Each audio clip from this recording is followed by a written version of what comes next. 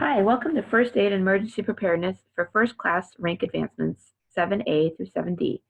My name is Paula Kruger, and I am with Pack 134 in Bolingbrook and Troop 422 out of Oak Forest.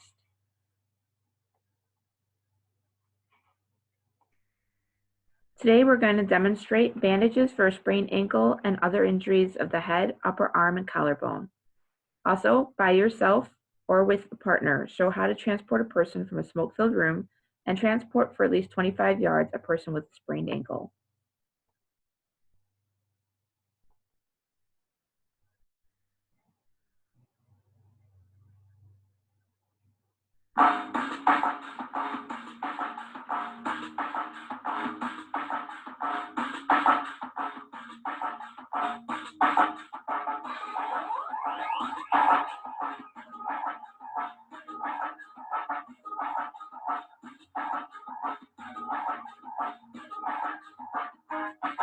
Hi, we're the Kruger family, and we are from Bolingbrook, Illinois.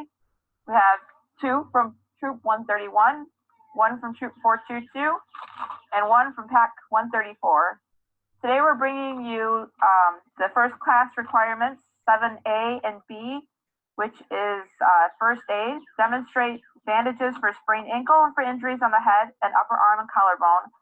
And then 7B is by yourself or with a partner, show how to transport a person from a smoke-filled room and for at least 25 yards with a sprained ankle. So here we go.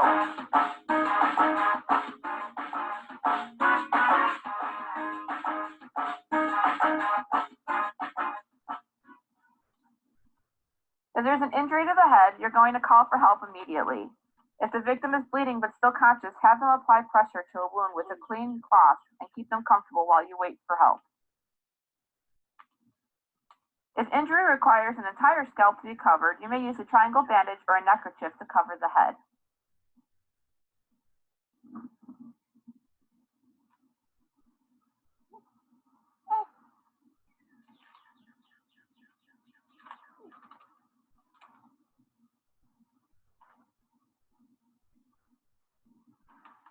And that's head first aid.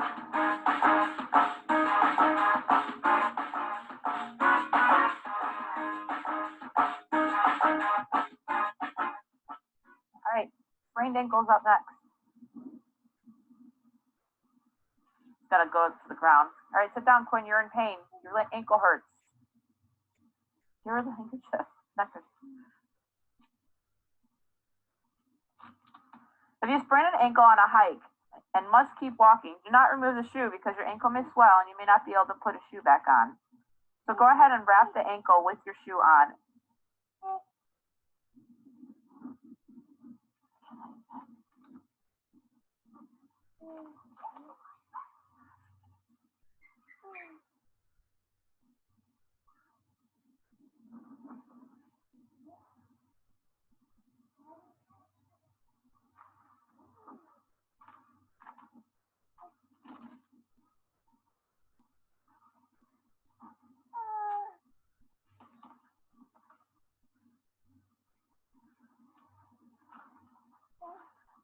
Put this under her foot.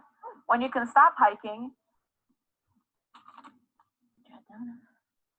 elevate the ankle above the heart and practice the Rice method, which is rest, ice, compression, and elevate.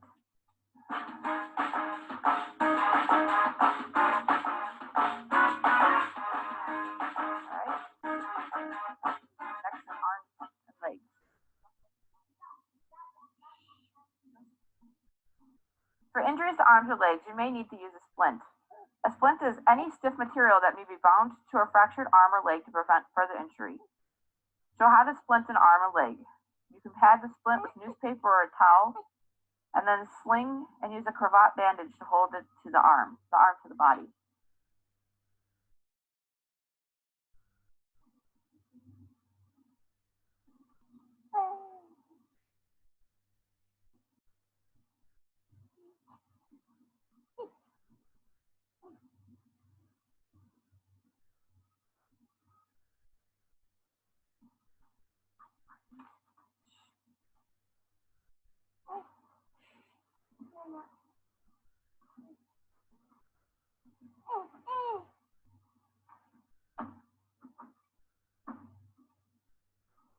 Under her arm and around her body.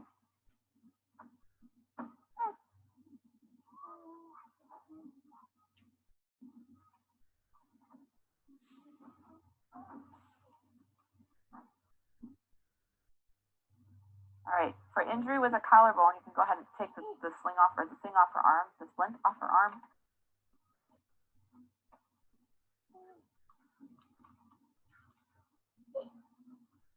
For injury to a collarbone, you're going to do the same thing, but make sure that the arm is raised higher than the chest, than the heart. Make sure it's tight so that they can't move your collarbone around. All right.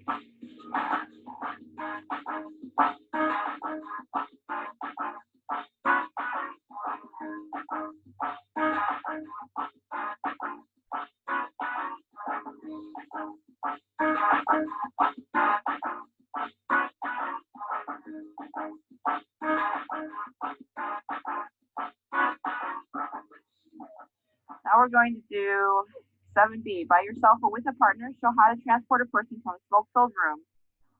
So, David, you're the victim in the smoke-filled room. Doesn't matter.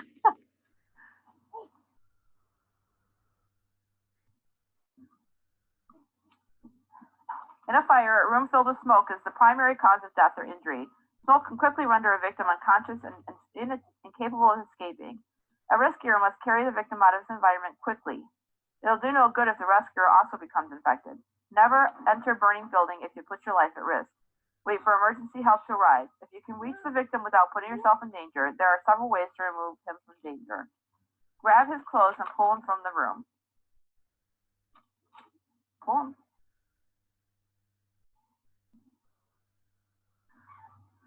Okay.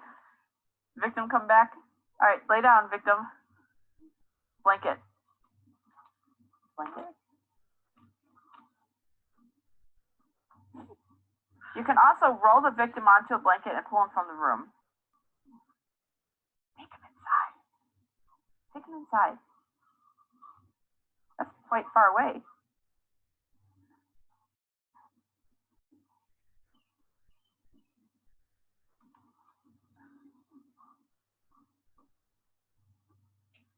All right, victim again.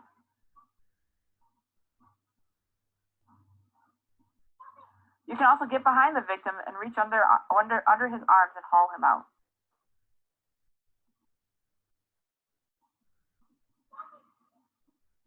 Now that you're full of grass stains. All right. All right, victim, come over here and stand up now. The first one is the transport of conscious victim with a minor injury. You can do a walking assist. So you're going to bring one of his arms over your shoulder, and place your other free arm under, and then you guys can walk. Not carry. There you go. A one-person carry is also an option. Kneel in front with your back to his belly. Kneel in front. Grasp his arms and carry him on your back, like piggyback. Avoid straining your back by keeping it straight and bend at the knees.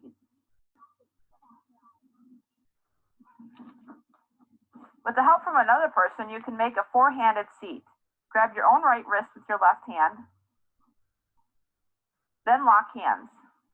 The victim will sit on the locked hands and put their arms around their shoulders.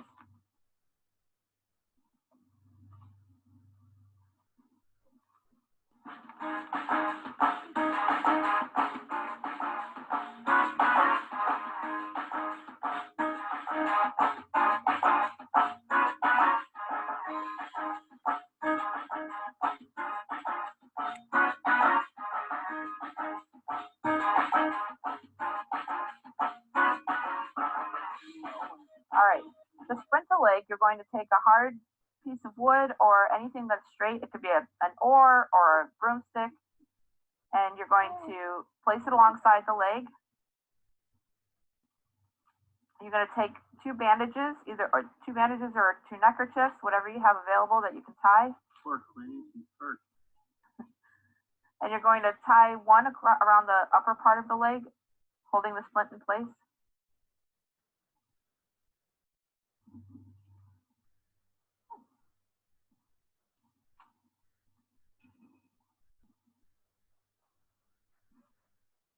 And then tie the other one along the bottom part of the leg, keeping the splint in place.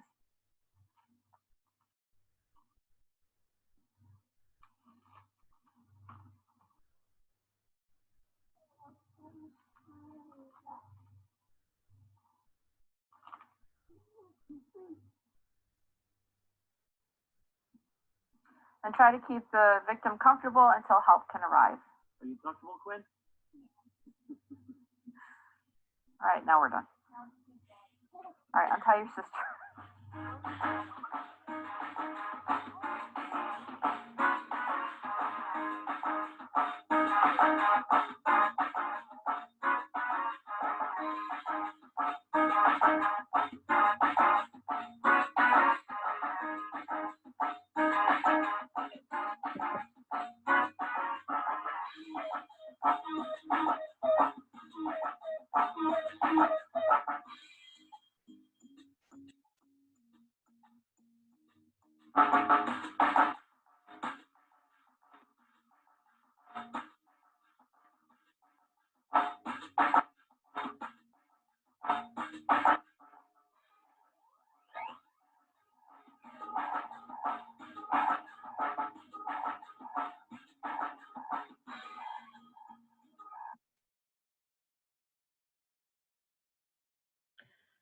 All right, now 7C is tell the 5 most common signals of a heart attack and explain the steps in CPR.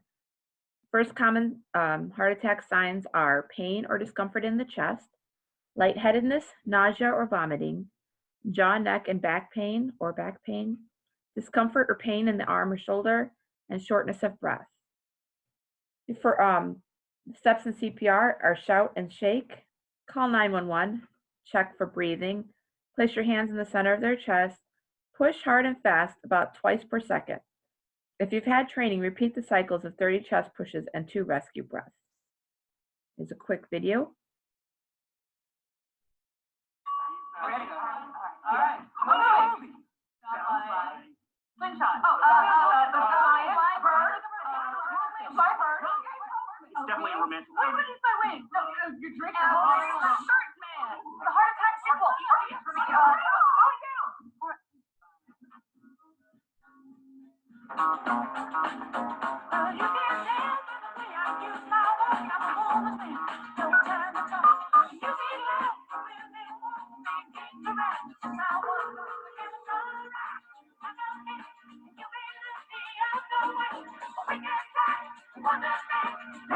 Ever happened to you? Harmless game of charade based on film titles turning into a sudden cardiac event? Bam! Shaklacky! No? What? Think you're better than me? Well, it happens, all right? It's a real life situation. Got my daughters here. Call 911. Push hard and fast. Okay? Focus. And yes, the beat of staying alive really works.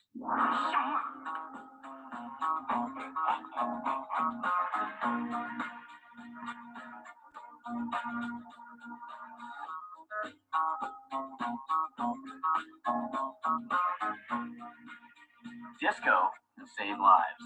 Yes, disco, huh? Check it out. What do you think? What? All right, moving on to 7D. Tell what utility services exist in your home or meeting place. Describe potential hazards associated with these utilities and tell how to respond in emergency situations. So one of the first utilities you have in your home obviously is electricity. Let's look over some electrical safety tips for children. Never put metal objects or in outlets or appliances. So don't ever stick your fork in your toaster to get your toast out. Don't plug too much stuff into one outlet. You can overload the system and create a fire. Never mix water and electricity. It'd be a really bad combination. Stay away from power lines and stay away from transformers and substations. How to respond to electric shock. Don't touch the person if they are still in contact with the current. Call 911 or your local emergency number if the source of the burn is high voltage wire or lightning. Don't get near high voltage wires until the power is turned off. Overhead power lines usually aren't insulated. Stay at least 20 feet, about 6 meters away, further if lines are jumping and sparking. Don't move a person with electrical injury unless he or she is in immediate danger. Take these actions immediately while waiting for medical help. Turn off the source of electricity if possible. If not, move the source away from you and the person using a dry, non-conducting object made of cardboard, plastic, or wood. Begin CPR if the person shows no signs of circulation, such as breathing, coughing, or movement. Try to prevent the injured person from becoming chilled. Apply a bandage. Cover any burned areas with a sterile gauze bandage, if available, or a clean cloth. Don't use a blanket or a towel because loose fibers can stick to burns. Natural gas is also a common utility in your home. Usually you'll find natural gas in your stove or oven, your gas dryer, heating your home, or possibly a gas fireplace. Or if you have your grill attached to your home, it could also come out through a pipe outside to your grill. If there's a gas leak, it can cause these issues: death by suffocation, loss of consciousness, nausea, severe headaches, fatigue, memory problems, lack of coordination, and worst case, fire or explosion. How to respond to carbon monoxide poison if caused by a gas leak. Get into fresh air immediately and call 911 or emergency medical help if you or someone you know develops signs or symptoms of carbon monoxide poisoning. These include the headache, dizziness, nausea, shortness of breath, weakness, and confusion. Once you're at the hospital, treatment may involve breathing pure oxygen or spending time in a pressurized oxygen chamber. Water hazards in the home. So water is also a utility that you may have in your home. Well, I would hope so. Water safety. Any source of water is a drowning hazard. Check your home for potential dangers. Always stay within arm's reach whenever your baby is near water, and never leave a child alone in the bathtub or in the care of another child, even for a moment. Any amount of water can drown a baby, small child, or disabled adult. Water and electricity. Water conducts electricity, and you can be electrocuted if you mix the two. Do not leave plugged-in items near a bathtub. If something that is plugged in falls into the tub, you may be electrocuted. Items such as a hairdryer, cell phone, or speaker could fall in. Thanks for attending our session. It was a real quick one. I'm Paula. My husband and videographer is Charlie. My Troop 131 Scouts are Gabriel and David. My Troop 422 Scout is Cadence. My Pack 134 Scout is Quinn. The little guy you could hear in the video was Simon, my little baby. And then the little guy with the minion shirt is Joey. And then you saw our dog Sniffy also. I hope this helps. If you have any questions, please let me know. Thanks.